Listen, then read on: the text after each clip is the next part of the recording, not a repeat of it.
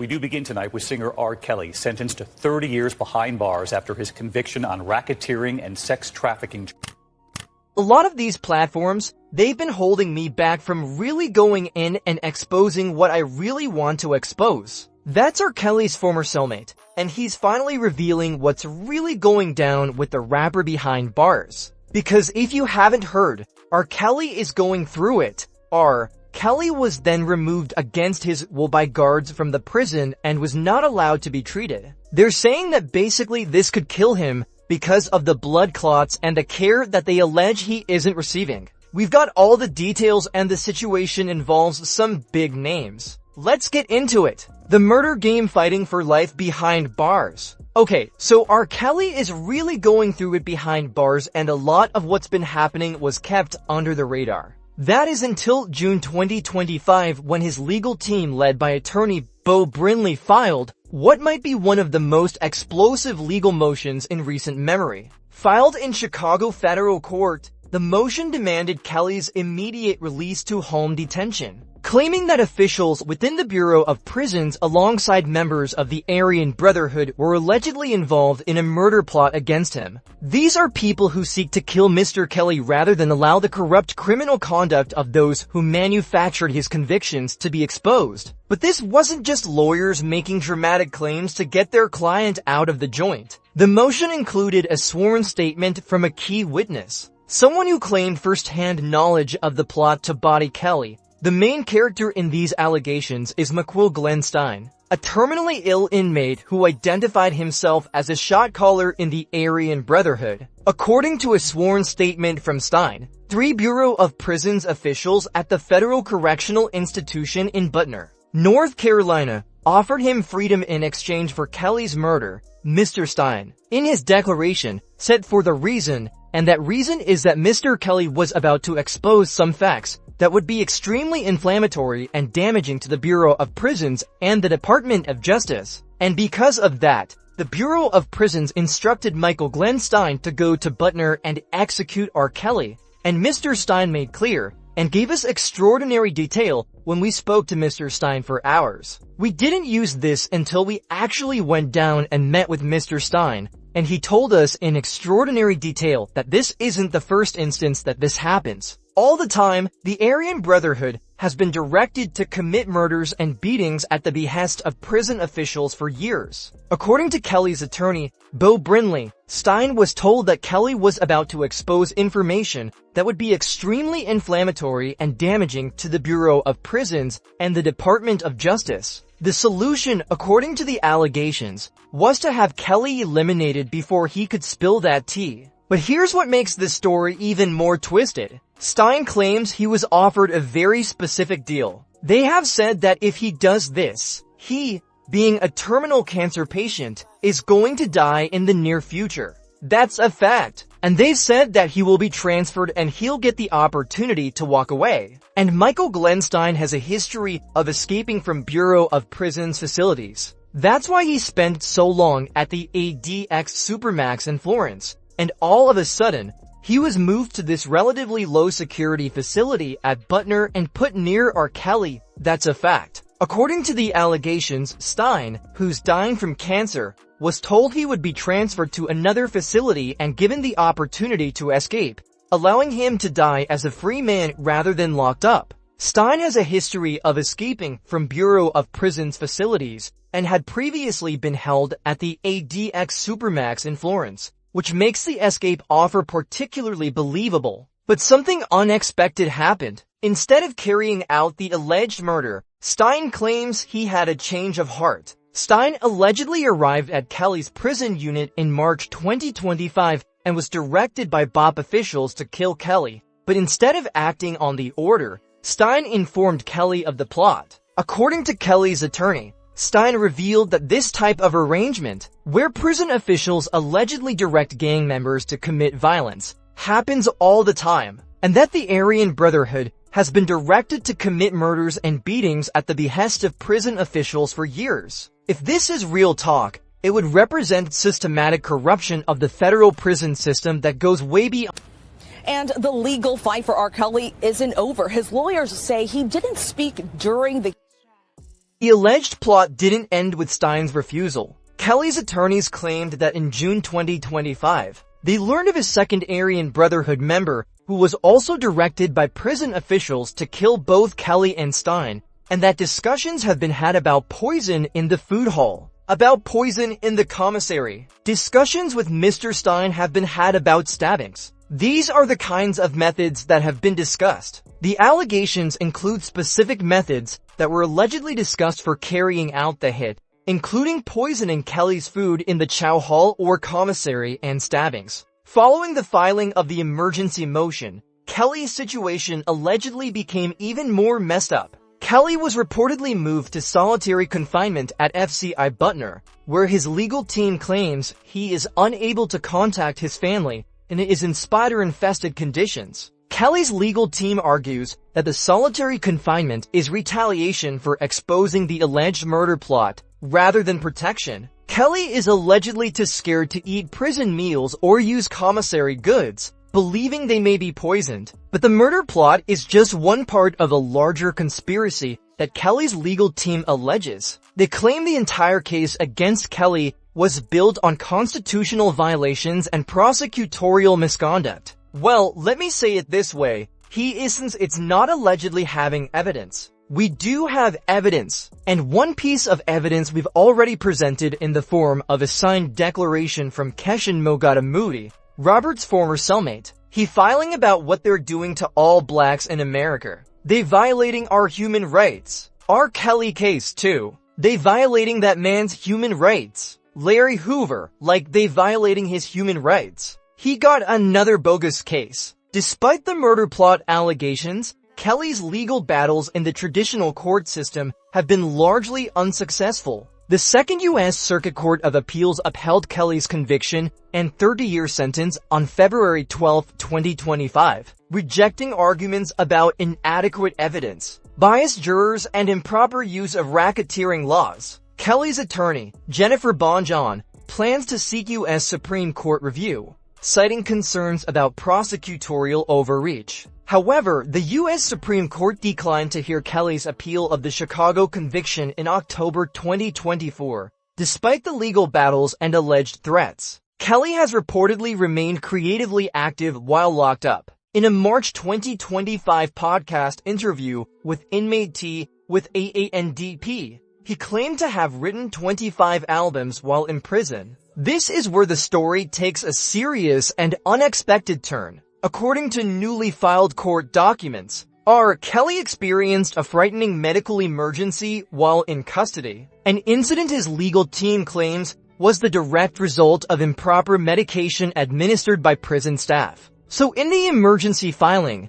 they alleged that R. Kelly was given an additional dose of medication by prison staff. And they're alleging that because of that additional medication that he was instructed to take, and that he actually took, he suffered an overdose. The situation escalated, and there was a physical altercation between inmates and correctional officers. Kelly claimed that he was caught in the middle of the chaos and was injured during the scuffle, but the allegations are just piling up. It seems that while Kelly was navigating these volatile conditions, he was also being fed a steady stream of information from the inside information that paints a damning picture of the music industry's underbelly. According to Ronnie Bo's account, Kelly believed his situation wasn't simply about a series of unfortunate events and legal missteps. He believed he was targeted, a casualty in a larger game orchestrated by powerful figures who wanted to silence him. Kelly's story about the $1 point to billion catalog is more than just a monetary claim. It's a symbol of a system that exploits artists and keeps them financially dependent. Imagine creating a legacy, producing music that resonates with millions, and yet struggling to pay your bills. That's the reality Kelly described as stark contrast between perceived wealth and actual financial hardship. And he wasn't the only one. Bo's allegations about other artists being blacklisted suggest a pattern of behavior designed to maintain control. 8 counts of sex trafficking. The trial lasting nearly 6 weeks, with close to 50 witnesses testifying. The story about Kelly's supposed collaboration with Tupac and Jay-Z adds another layer of complexity. Had Tupac lived, would Kelly have reached even greater heights? Did Jay-Z's involvement in the Best of Both Worlds project represent a genuine artistic partnership or a calculated power play? The story suggests a competitive tension between the two artists, fueled by ambition and perhaps a touch of envy. The claim that Kelly was pepper sprayed after making threats during a performance further paints a picture of a man increasingly isolated and vulnerable, battling not only legal challenges but also an invisible enemy. The blacklisting allegations are especially troubling. If true, they reveal a system where artistic merit takes a backseat to loyalty and compliance. It's a system where powerful figures wield influence, manipulating careers and suppressing voices that don't fit the prescribed narrative. The fact that Bo himself claims to have experienced this kind of blacklisting adds a chilling authenticity to the story. It's a cycle of silencing, where those who dare to speak out are punished, creating a climate of fear and self-censorship within the industry. Kelly's claims about being targeted, combined with Bo's own experiences, suggest a wider pattern of manipulation and control. Let's dig a little deeper into the details of the incident that resulted in Kelly's medical emergency. The fact that he woke up feeling faint, dizzy, and seeing black spots raises serious questions about the medication he was receiving. Was he given the correct dosage? Was he properly monitored by medical staff? The fact that he fell and lost consciousness points to a potentially life-threatening situation. It's concerning that he had to be transported to a hospital outside the facility because the on-site medical staff couldn't adequately address his condition. His swollen leg, a pre-existing condition he's battled for months, became a critical factor in the hospital's assessment. The discovery of blood clots in his leg and lungs is a frightening development, highlighting the potential for serious complications. The fact that Kelly's condition required hospitalization underscores the inadequacy of the medical care he was receiving within the correctional facility. It raises questions about the resources and expertise available to inmates, particularly those with pre-existing health conditions. The swiftness of his deterioration after the alleged medication error points to a potentially serious error in judgment or a systemic failure in the medical protocols. It's a situation that demands a thorough investigation to ensure the safety and well-being of inmates. Beyond the immediate medical concerns, Kelly's claims about being targeted by the music industry elite paint a picture of a man entangled in a web of intrigue and power struggles. The alleged connection between Jay-Z, Dream Hampton, and the surviving R. Kelly documentary is particularly damning, suggesting a calculated effort to dismantle his career and reputation. If true, it would reveal a level of malice and manipulation that is difficult to fathom. The claim that Hampton received funding from Jay-Z for the documentary raises questions about the motivations behind the project and the extent of Jay-Z's involvement. The story of Tupac and Jay-Z's aborted collaboration adds another layer of complexity, hinting at a rivalry that may have contributed to Kelly's downfall. The claim that Kelly was pepper sprayed after making threats during a performance further paints a picture of a man increasingly isolated and vulnerable, battling not only legal challenges but also an invisible enemy. This alleged incident underscores the volatile nature of the environment Kelly was navigating and the potential for escalating conflicts. Considering the claims presented, the question isn't simply about R. Kelly's legal troubles or his personal failings. It's about the broader dynamics of power, control, and exploitation within the music industry. It's about the lengths to which some individuals will go to protect their interests and maintain their positions of influence. If Kelly's version of events is accurate, then the implications are far-reaching, exposing a culture of manipulation and intimidation that extends far beyond the confines of a courtroom. The claims about Kelly's alleged connection to Tupac and Jay-Z highlights a complex history of rivalries and world around him for decades, and authorities believe for years his actions were protected by his fame. Then in 2019, in the TV docuseries Surviving R. Kelly, the assertion that Jay-Z stepped in to fill Tupac's place in the Best of Both Worlds project suggests a calculated move to capitalize on Tupac's absence and elevate his own status within the hip-hop landscape. The fact that Kelly was allegedly pepper sprayed after making threats during a performance further emphasizes the volatile and unpredictable nature of the situation. It points to a power struggle that extended beyond the confines of the music industry and into the realm of personal vendettas. It's difficult to verify every detail of these accounts, but the consistency of the theme's manipulation, exploitation, and silencing is striking. The story paints a portrait of an industry where talent isn't always rewarded, and where loyalty to powerful figures often trumps artistic merit. The alleged connection between Jay-Z, Dream Hampton, and the surviving R. Kelly documentary is particularly troubling, suggesting a calculated effort to dismantle his career and reputation. If true, it would reveal a level of malice and manipulation that is difficult to fathom. The recurring theme of blacklisting raises serious questions about the power dynamics within the music industry. If true, it suggests a culture where artists who deviate from the established norms or challenge the authority of powerful figures are systematically silenced. This kind of environment stifles creativity, discourages dissent, and perpetuates a system of control. The fact that Bo himself claims to have experienced this kind of blacklisting adds a chilling authenticity to the story. It's a cycle of silencing, where those who dare to speak out are punished, creating a climate of fear and self-censorship. The sheer volume of allegations, spanning legal troubles, financial exploitation, and orchestrated smear campaigns, suggests a systematic effort to target Kelly.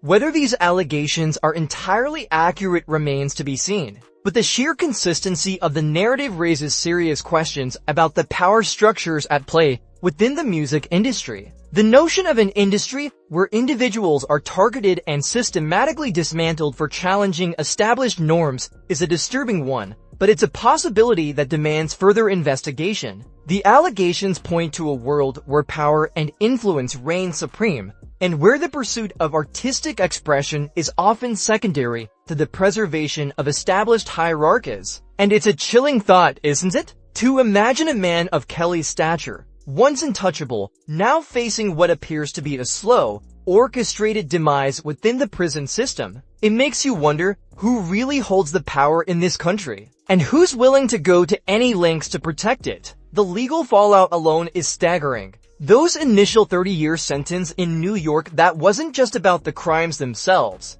was it? It felt like a message, a warning to anyone else who might be harboring similar secrets. And then that subsequent 20-year sentence in Chicago, layering on more years, further solidifying his fate. You've got to consider the implications. These aren't just sentences. They're a form of silencing, a way to ensure that the truths Kelly claims to possess remain buried. And the conditions he's reportedly enduring? Solitary confinement. It's a brutal form of psychological warfare, depriving someone of human contact, isolating them from the outside world. It breaks people. It wears them down. It makes them vulnerable. And, crucially, it makes them less likely to speak out. It's a classic tactic used to neutralize threats, to suppress dissent. But the deeper rabbit hole lies in the allegations surrounding his imprisonment. Claims of orchestrated attacks, government involvement, white supremacist gangs all vying for control. It's a conspiracy theory, sure. But these aren't just random accusations. They stem from the experiences of people who spent time inside the system. People who've seen the darkness firsthand. Bo's testimony is particularly compelling here. A man who's faced the federal government, won a settlement, and then shared his experiences with remarkable candor. His assertion that Farmer, the inmate who attacked Kelly, was acting on behalf of someone else that raises serious questions. It suggests a level of coordination that goes far beyond the typical prison power dynamics. It really forces you to accuse him of abuse. Arrest followed on charges in Illinois, and in federal court, Kelly held without bail for nearly... Is R. Kelly a victim of his own actions? A predator brought to justice? Or is he a pawn in a much larger game? A man whose knowledge posed a threat to powerful forces, and who's now being systematically neutralized. It's a question that doesn't have an easy answer, but it's a question that demands further investigation. The chronology itself is crucial to understanding the entire saga. That early marriage to Aaliyah, for instance, seems like a footnote, doesn't it? A youthful indiscretion, but it set a pattern of exploiting vulnerability, of manipulating power. Faking her ID, the secrecy surrounding the ceremony, it was all part of a carefully constructed facade. And the $500 allegedly paid to secure that fake ID? That speaks volumes about the lengths to which people were willing to go to protect Kelly's image. Then you've got those subsequent allegations, the numerous women who came forward, sharing their stories of abuse and manipulation. Each story was a piece of a larger puzzle, painting a portrait of a man who operated with impunity, shielded by his fame and fortune. The managers, bodyguards, assistants, they weren't just employees. They were enablers. They were part of a network that facilitated Kelly's predatory behavior. And then there's the undeniable impact of Jane's testimony in the Chicago trial. A young woman forced to relive the trauma of her abuse on a public platform. Her willingness to confront Kelly, to share her story with such raw emotion, it was an act of incredible bravery. And the videos she described, the documented evidence of Kelly's depravity, they were undeniable proof of his guilt. It's jarring to think about a man who once commanded stadiums filled with adoring fans, now facing a lifetime behind bars. But the spectacle isn't just about his downfall. It's about the system that allowed him to operate for so long. It's about the power structures that protected him. It's about the women who were silenced and exploited. And it's about the ongoing fight for justice and accountability. Bo's insights into the inner workings of the prison system are especially illuminating.